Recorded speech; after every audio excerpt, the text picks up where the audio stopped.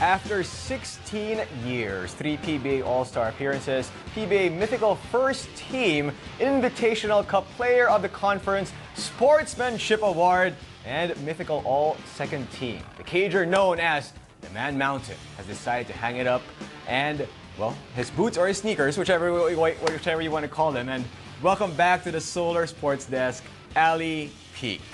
Great to have you back here, man. Thanks a lot. Thank you. All right, Ali. Let's talk about obviously your decision to retire.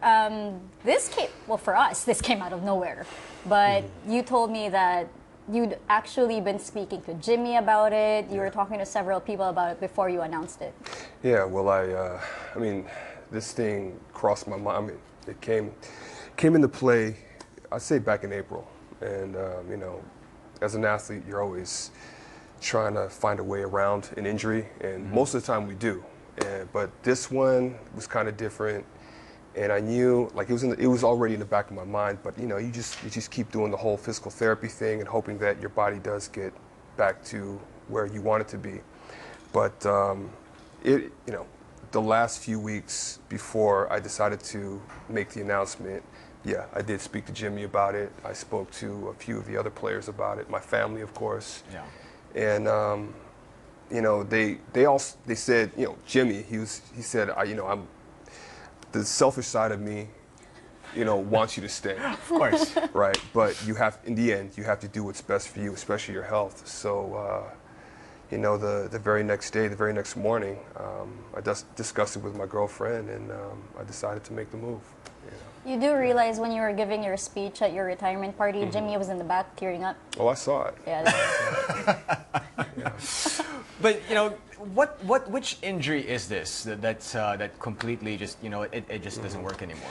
It's my lower back. Yeah. According to the doctors here, a very good spine specialist here and abroad, they told me that I had lost 25% stability in my L4, L5. That's the lumbar 4 and lumbar 5. Yeah.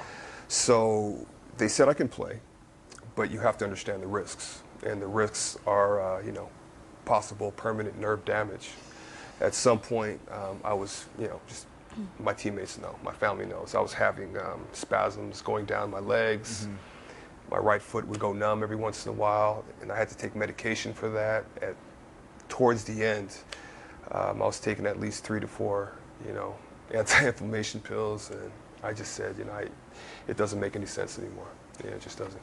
When I spoke to you on the day that you announced your retirement, I asked you if you were okay, and you actually said that you were happy about this, that you were not really happy, just okay with it, that you... Yeah, I was happy. You know, I've always tried to make a decision when it felt right, and this time it felt right. I think what really reinforced that decision was we had a scrimmage a couple of days before the team actually left for Cebu. A day before, I decided to tell coach that I'm through, and I just couldn't do the things I wanted to do. Yeah. And again, going back to as an athlete that competes professionally or any level, you have your own expectation, you have your own standard. And for me, I always told myself, if I'm not meeting that standard, that expectation of myself, then you know, maybe it's time to give a younger guy a chance. That is the most difficult part about being a professional athlete, especially one who is at the top of his game, that you can't kind of leave in your own terms. It's almost like an injury sidelines you or something else sidelines you. Do you think that had it not been for your injury, that you'd continue, or how? We wouldn't be having this conversation. I probably wouldn't be here. You know, and I've said that many times. I told Coach Norman that. I told Jimmy that. I told my family that. I said, you know, I always had a goal to try and, you know, get to 40. It was a challenge, you know, and to compete at that level at that age, I think is pretty amazing. It doesn't happen too often. But you're right, you know, a lot of athletes, I'd say majority of them have an idea, or they've envisioned how they're going to retire. It's usually going out in style, you know, the crowd is cheering, clapping their hands, you know, and you're waving to everybody, you're crying a little bit, you're hugging your family, but it doesn't always happen that way. It's very rare, you know, and for me, this is the way it had to go. This is the way it had to happen. Were you expecting that outpour of tweets Not at of all. responses to your announcement? Not at all. Yes. No, I'm kidding. No. Not at all, because it was just overwhelming. I appreciate every moment of it. I'm still getting tweets and retweets and favorites and all that stuff, but I really thank God for Twitter, because at one point I think a lot of people didn't really know who I was, like the real me. And all I really wanted to do at the end of the day is just reach out to the fans, and I'm so glad that they were so receptive through the whole social network thing, and I appreciated every moment of it. I'm still appreciating it now. When you guys were doing your show, I was checking out Twitter. Just loving it. Loving all the fan support, especially from the Inebra and the San McCoffey and San Miguel fans. I was surprised, but then again, I was like, you know what? I appreciate that, because you can put the whole rivalry to the side and say, hey, at the end of the day, you did a good job. So, yeah. We're actually looking at pictures of you now during a party, of course, that Cheska attended. I couldn't make it. I apologize for that. This is the farewell party, but can you describe what was going through your, emotionally, what you're going through during this part? Because, you have your teammates here, your friends from the other teams that were here as well. Coach Chot I saw a picture of Coach Chot as well. What was going through your mind during this? Emotional, because at the end of the day, man, I mean, I've been asked, what are you going to miss about it? Yeah. Championships are great, but at the end of the day, it's the guys. Yeah, you're always going to miss, especially these group of guys, because it's rare. I believe it's rare, and that's the one thing I always cherish, just our team camaraderie, and we're all brothers, for that span, that run. Our friend Rena, there's one photo there of the streamers that she made of every single team that you played for. So from St. Mary's College to Alaska to Talk and Text to. Did you ever think that when you started playing basketball, your career would span this long and you would play for those teams and win championships with those teams? Not at all. Not at all. I came in here back in 96 in the PBL thinking that I'm going to be here for about 3 years, save up enough money and go back to the States. But, obviously, the universe, God, whoever had a different plan. Yeah. What made you stay here in the Philippines? Because you hear this a lot. I'm gonna come to the Philippines, live here for a while, and go back to the States or go back to wherever. But 16 years. Yeah. Well, I think first, I have family here. Yeah. And the second thing is, it just becomes challenging. The competition. You start challenging yourself. Okay, how long can I keep doing this? I don't know when it's going to end, but I'm just going to keep going. And then after a while, everybody's telling you, hey, keep playing until you can't play anymore. And then, last but not least, it's a cool country, man. They say it's more fun in the Philippines. It's true, but I mean, I really love the country, and I'm just glad that I was able to experience Philippine basketball, and they're able to I guess see what I can do, and at the end of the day, I hope they were happy. Well, I think we all are happy that you definitely gave us great 16 years of your career here in the Philippines. We're going to have more of Ali Peak when we return. Earlier, we asked you to send us your questions or messages to Ali Peak, and here are some replies we got via Twitter. From Kevin Racewell. Kevin says, who was Ali's favorite player to match up against in the PBA? And the player he hated guarding. Ooh, I'd have to say a young Nelson Asaitono. Wow, the bull! He just never knew what he was going to do. Okay.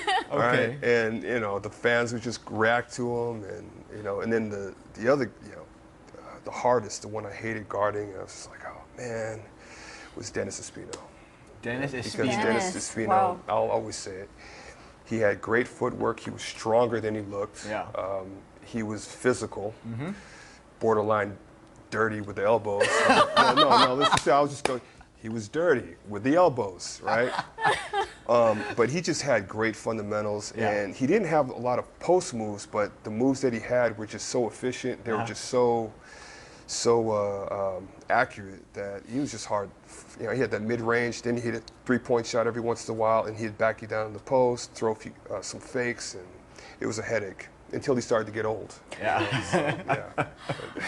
From Lee Enriquez, why did you leave the Aces? Imagine Thos and Peak in that front line. Good luck. Well, actually, we were playing together for a while, Yeah. you know, but I kept showing up late to practice, and I got traded. No, that was part of it. No, but no, you know, I didn't want to leave the Aces. I wanted to retire with them, but you know, business is business, and that's just the way it goes. Yeah. So. Okay.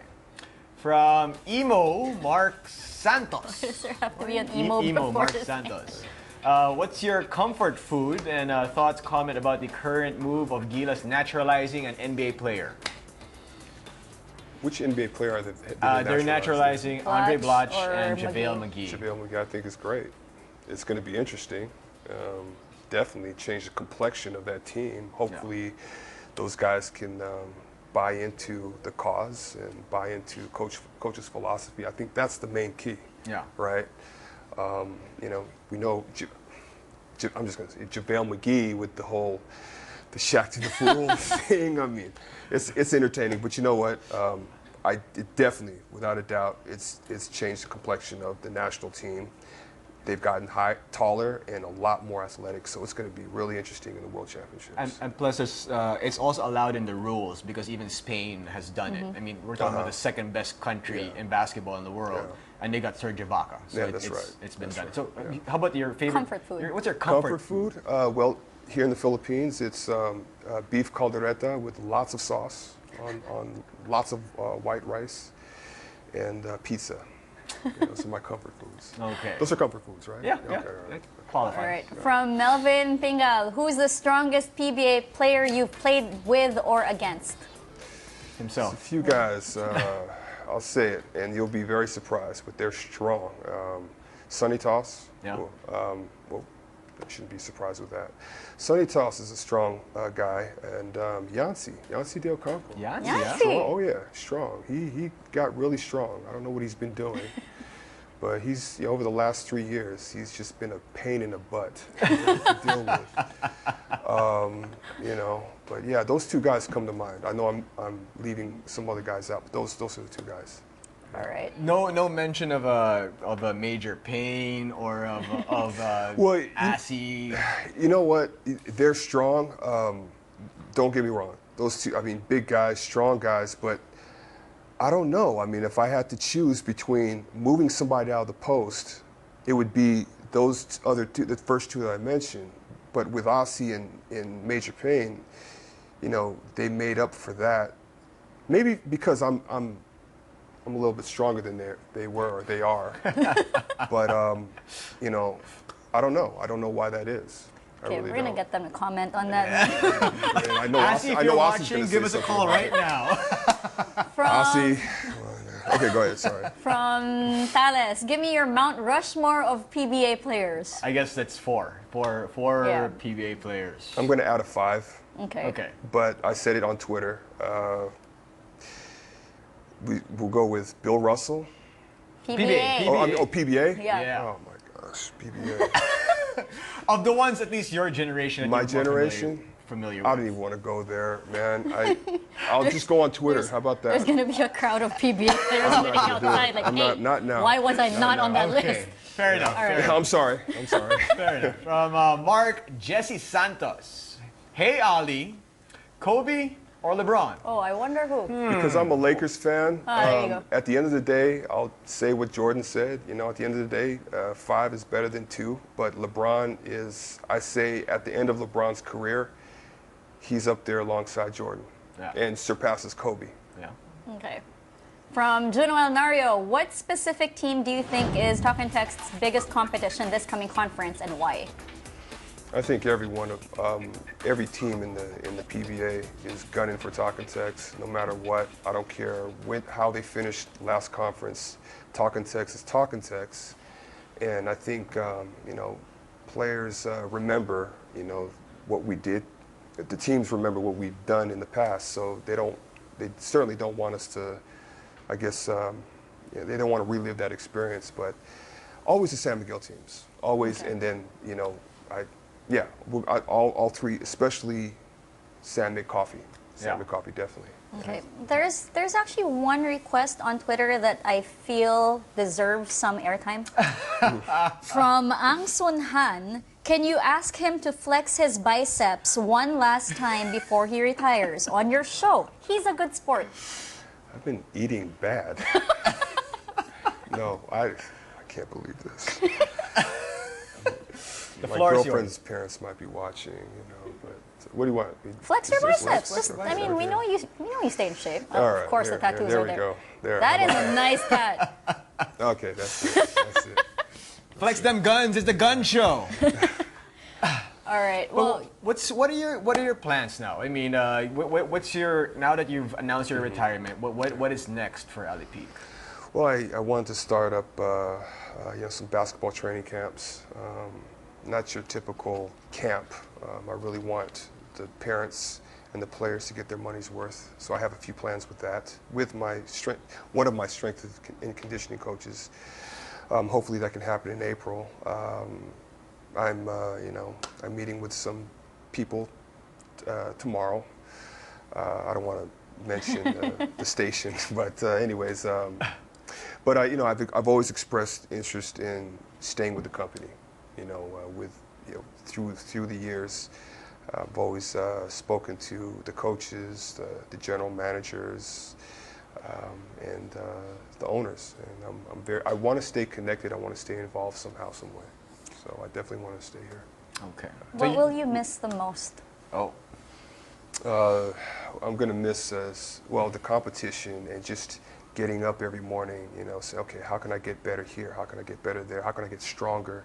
I love to condition myself. I love to get up and work out. Yeah, we see that. Right. I mean, and then the team, just the team. I'm going to miss that camaraderie and even though we still keep in touch, it's not the same because they're practicing every day. They're in the trenches, and I'm on my couch kicking back. So but that's one thing I'm going to miss the most, the team. Who would you say would be your greatest rival throughout the your entire career?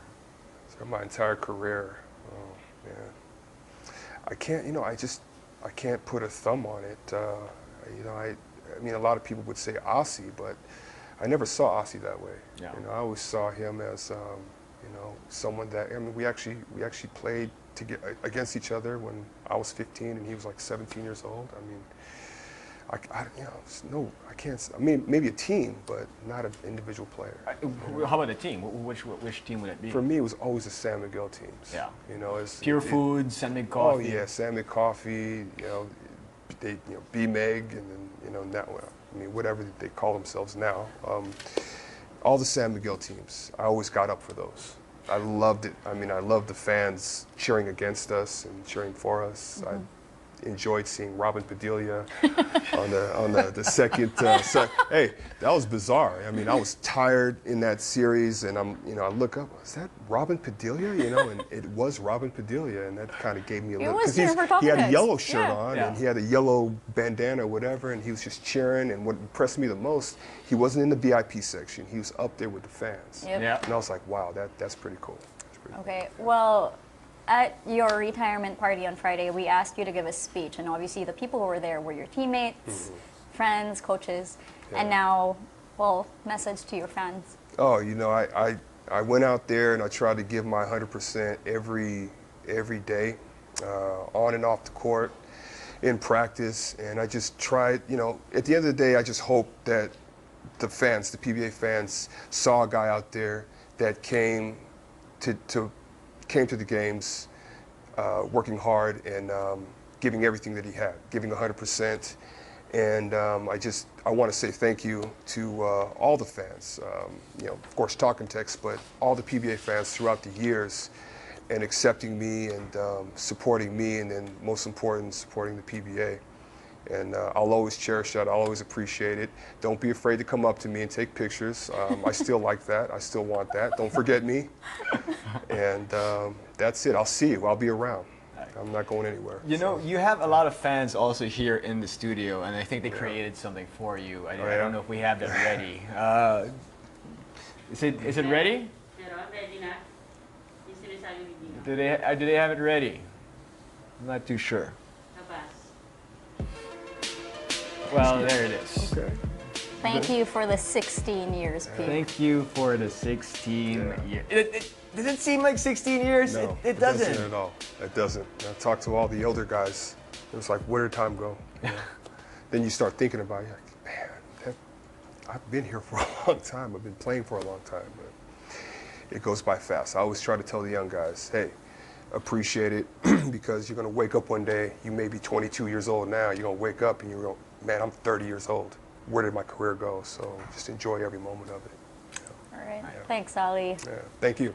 Thank you very much. Class act, and you will continue to be a class act and be an appreciate it. inspiration to many, many people. Thank you very much.